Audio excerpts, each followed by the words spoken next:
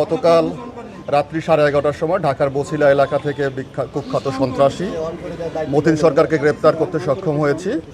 তাহার বিরুদ্ধে মোট 18টি মামলা রুজু হয়েছে। বৈষম্য বিরোধী মামলা হয়েছে 10টি, এছাড়াও তার বিরুদ্ধে হত্যা মামলা সহ অন্যান্য মামলা রয়েছে 8টি। এছাড়াও তিনি দুর্নীতি দমন কমিশনের মামলায় 10 বছরের সাজাপ্রাপ্ত আসামি। তিনি বিগত সরকারের সময় সরকারকে প্রভাব খাটিয়ে যে দুর্নীতি এবং অন্যায় বা একটি রামরাজত্ব সৃষ্টি করেছিলেন, সেখান থেকে আমরা পরিত্রাণের আশায় মানুষের সহায়তায় সকলের প্রচেষ্টায় আমরা তাকে ধরতে সক্ষম হয়েছি।